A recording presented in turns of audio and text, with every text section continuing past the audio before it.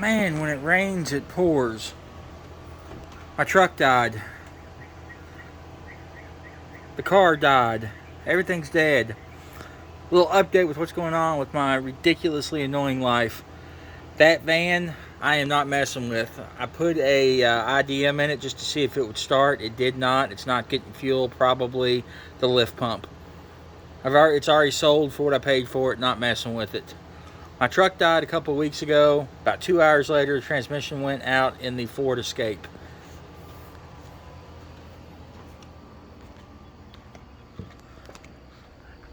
Don't want to show you what's over here, but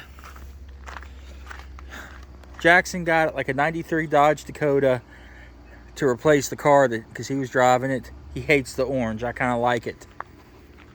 The Ford is a crank no start. I've replaced all the common sensors, looked at it, didn't troubleshoot much more than that. A lot of problems with the electrical on that truck due to corrosion. Every single thing is wore out on that, from springs to brakes to transmission to absolutely everything needs work. Every single aspect. Don't think I'm going to put any more time or money into that truck. So I took the service bed off. So, what am I going to drive? Boom! A 2004 Chevy 3500. No rocker rust. A little bit of cab corner rust. Had to take a shovel to clean it out, but this is a good start.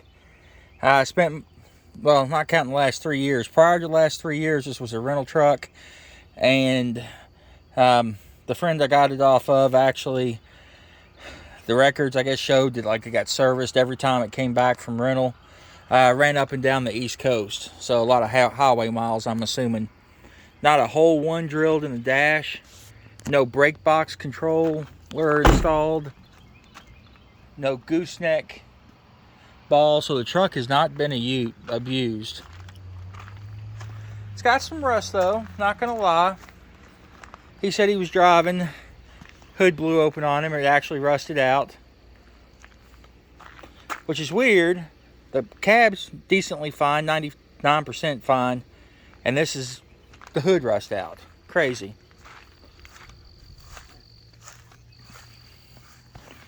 I will actually be putting the service bed on this. New mirrors and new lights are already here. I've got to go down tomorrow to get a new hood. I've got the hinges in the shop. They are getting painted red because I do not trust the Chinese paint.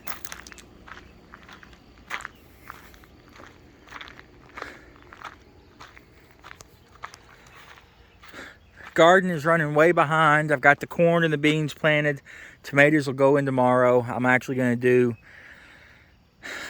just pre-bought plants, just to try to get a head start on them. The barn project, which you can't see, is down there.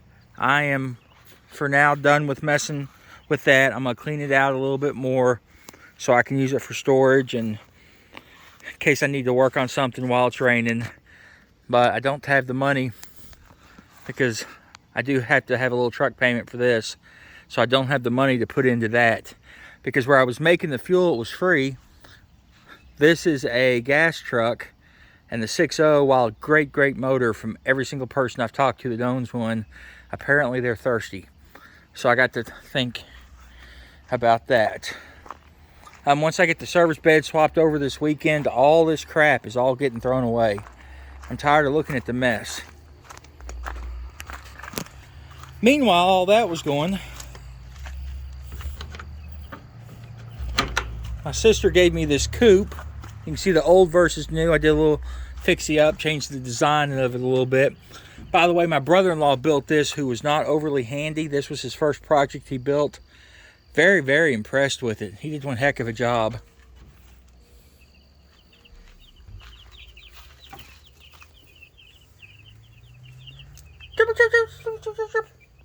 $50 of them in there.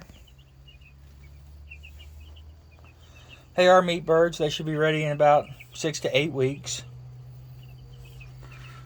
A little project for me and my sister.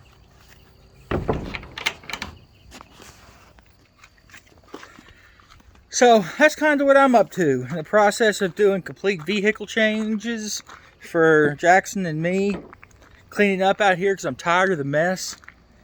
And this weekend's Memorial Day weekend. I've got, I want to get the front end fixed on this, and I want to get the service bed on.